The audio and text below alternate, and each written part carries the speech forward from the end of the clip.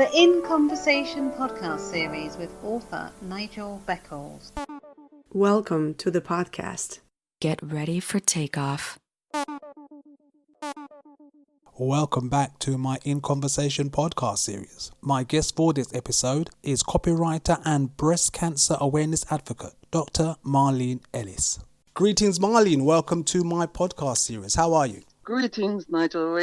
I'm well. I'm grateful to be able to breathe, and it's a pleasure to be doing this podcast with you. Oh, thank you very much. That's kind of you. So what have you been doing recently? As you know, I'm in Philadelphia. A couple of years ago, I got sick. In 2018, I was diagnosed with cancer. In that year, in fact, it was 2017, in 2018, whilst I was undergoing treatment, I had 4 members of my family pass away. And all of a sudden, life seemed too short. And the majority of them live in America. And I was coming backwards and forwards, sort of burying people. So my brother said, one of the visits, why'd you keep going back when most of us are here? And then I think I got towards the end of the year, my brother Robert passed unexpectedly. And I heard this voice say, that's it, Marlene, just go and spend more time around your family. So I actually spend more time in America than I do anywhere else now. And I'm in Philadelphia. So I'm busy here, enjoying being here, very much enjoying being here. But I also do a lot of writing on race issues. I work as a copywriter, as a freelance copywriter, which I am really enjoying. So, I keep myself pretty well occupied. And of course, there's the pandemic, and we've had this huge movement at the moment in response to the death of George Floyd. So all in all, there's a lot to do and there's a lot to think about. In these times, indeed, there is a lot to think about. But how did you find the transition from living in the UK and then moving over to the States? Actually, what I realized was that I had been going backwards and forwards to the States for 20 odd years.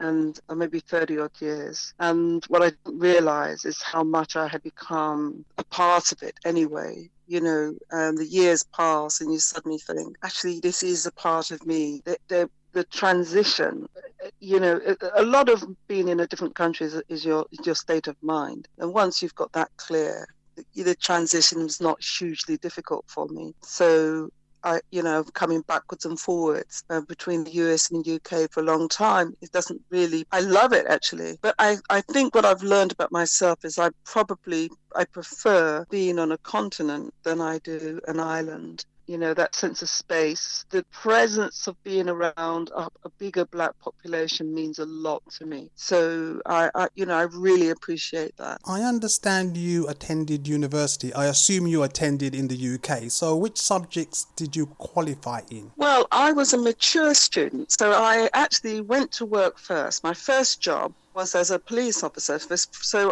that was my first occupation. So from 17 and a half, I was a police officer in the Metropolitan Police for like 12 years before I became a sergeant, the first Black woman sergeant, and then thought I might be good enough to go to university. So it was a long time later, that I thought I must try out what is this thing that they talk about at university. That's how, estranged it was for me. So I got into South Bank to do a law degree on the basis of being a police sergeant. So, it's said something about taking that exam allowed me a free entry into that law degree. And then I got a taste for education, and I think there was no looking back for me after that. So I came in and out, but always felt this unquenchable thirst for education. So I went back after the law degree and did a master's degree in ethnic and gender studies. I realized that law wasn't my interest so much as the issues of race and gender and class. And after my master's degree, I then started working in a lot of community-based areas, and there was an opportunity to do a postgraduate certificate in education funded by the state. So I took that opportunity and gravitated into becoming a professional teacher, teaching law at A level, but again realized that this wasn't going to keep me and my curiosity. And so I did a postgraduate certificate in management whilst I was teaching, but really thought I could stretch myself to the PhD. I was working in a further education college and learnt for the first time as a teacher that these things that I had experienced at school, where teachers would look at me with a sort of low expectation, wasn't to do with Marlene Ellis per se, but the colour of my skin, because suddenly I heard my colleagues talking in the same vein about Black students, and that prompted me to do a PhD that looked at the experiences of Black students in further education colleges. My degrees have had different disciplines, but I think I've always been pursuing a sense of social justice. I want to step back a little bit and explore with you. Joining the police force, especially as you joined some time ago, I'm assuming it was probably pre-Macpherson era, before the death of Stephen Lawrence in 1993. So what inspired you to join the police force? I've got a sort of a special background in that I was a Black child grown up in care. You know, you hear those stories of Black children that are left abandoned and picked up by social services, and I was one of those babies. So I grew up in foster care, fostered to a home in a family in Hertford that was an all-white, the town was all white and the school was all white. I grew up in that environment, and so I was very, very defined by my race. I was constantly looking for acceptance and approval from my family. And my foster father, had a high respect for the police. I had two older foster brothers. They were all one family, and I was fostered into that family. And those two boys, my dad's biological children, they applied to join the police force and didn't get in. And so I knew that the police force held respect in my family. And as naive as it sounds, I applied to join the police force for that reason. I was really trying to get their respect. And I got into the police force. And I always remember them saying to me after I got in, saying, my foster mum saying, I'll never respect the police force ever again. And I kept thinking, I don't understand it. I can never win. That's bad luck. You know, just as I've got in, they don't like the police now. What's happened? It took me a very long time to recognize that I was the problem. You know, I joined the police force because I was trying to win the approval and acceptance of my foster family, my white foster family. And having joined the police force, I lost their approval, because what I didn't understand at the time is that their children, their sons had not got in the police force. And because of that, I think what they felt, why did they accept me and not their sons? And there was a whole mixed confusion why I joined the police force. That's what I'm trying to say. It had nothing to do with justice or community. It was essentially because I was trying to win the approval of my white family. And what was it like when you were in the police force? A lonely experience. I wasn't really connected to the other Black police officers, and nor was I prepared for the level of racism from the white police officers.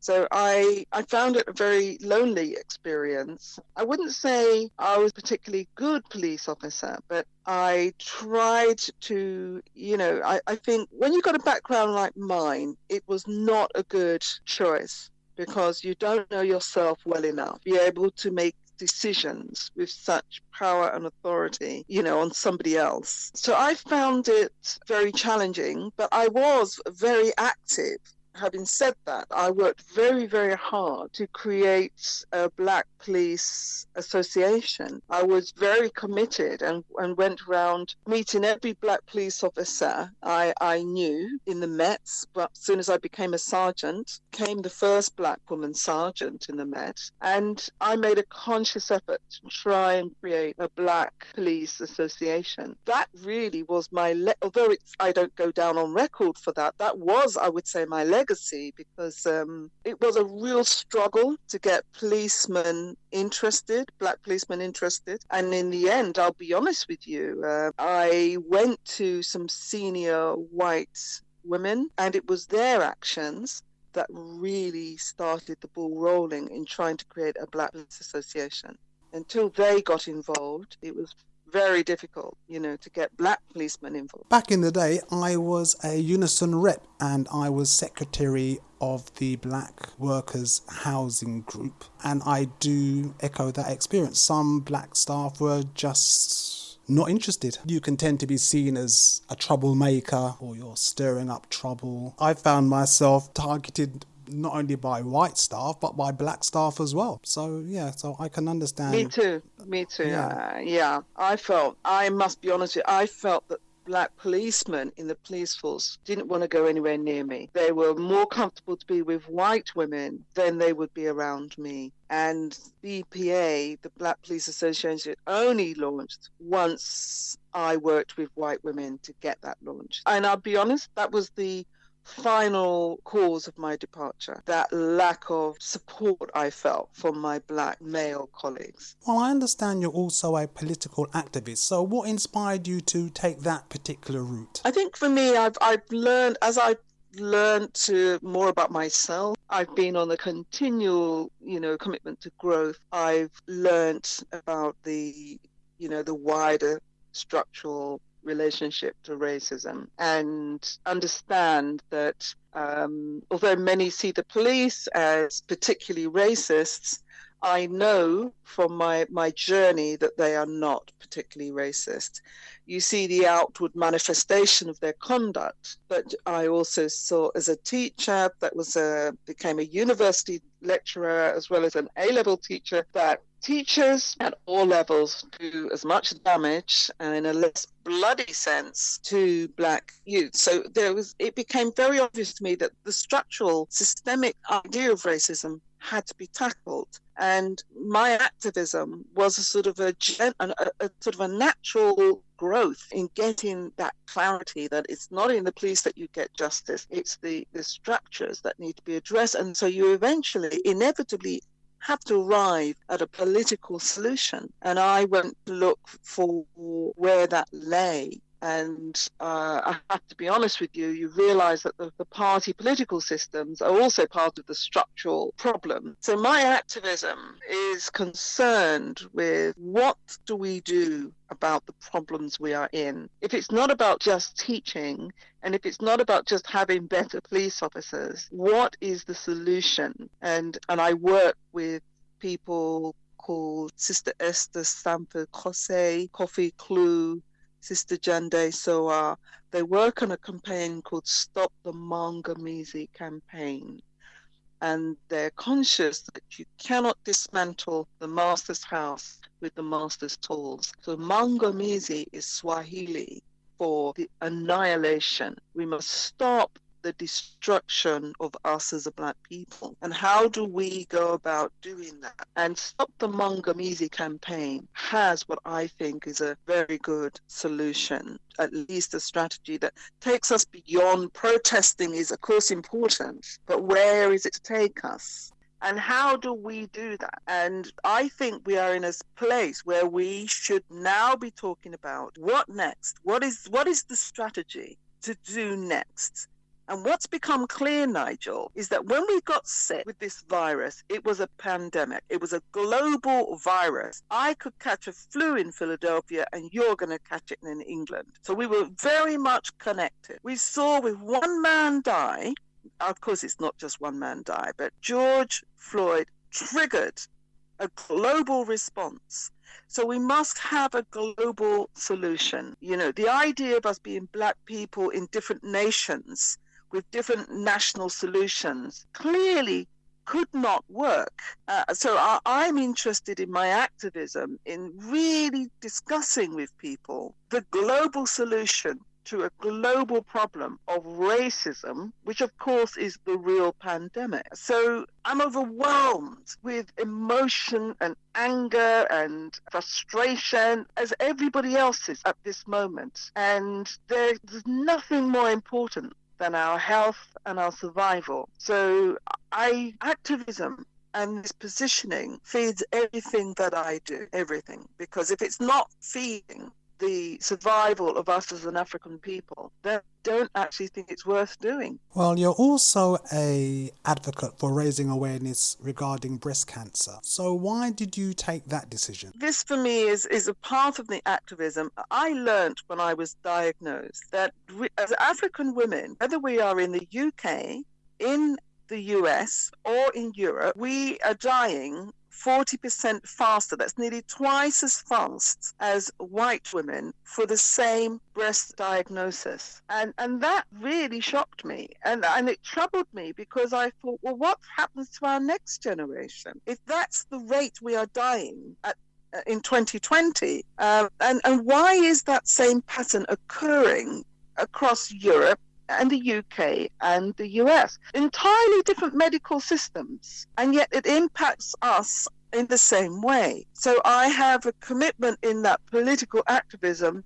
If our priority is our survival, we now have a very special duty to address the levels of cancer we're having as women, breast cancer. But there's also other cancers that need to be addressed. But I am going to focus here to start off with. Please, I am due to launch a site called blackbreastcancer.com next month. And I am collecting people's stories right now. I'm not a medical doctor, but this is about learning the human stories of what is happening to us. So it's an absolutely deadly disease for mostly black women, but black men also suffer from breast cancer and are really quite disturbingly isolated in their experience. So if anybody is listening to this, please, whether male or female, as black people, please come forward if you feel free to talk about your story of breast cancer. But my aim is for us to work towards what is in our power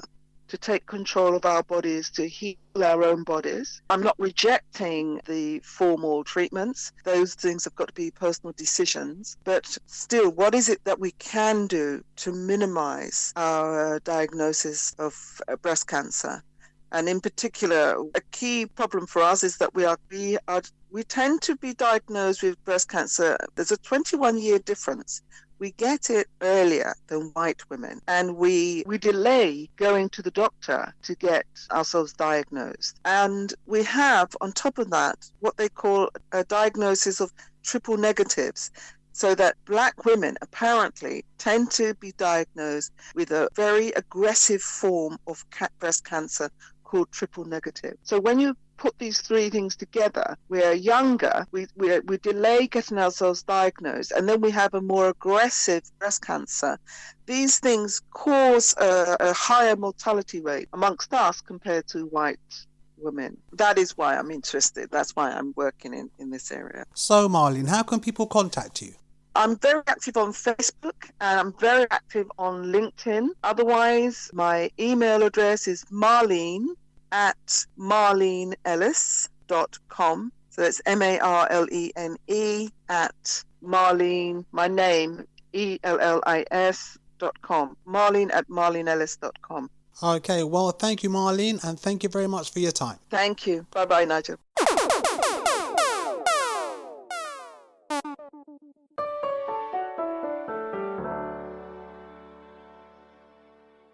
Thank you for listening. Please join me for another In Conversations podcast very soon for more interesting and entertaining discussions.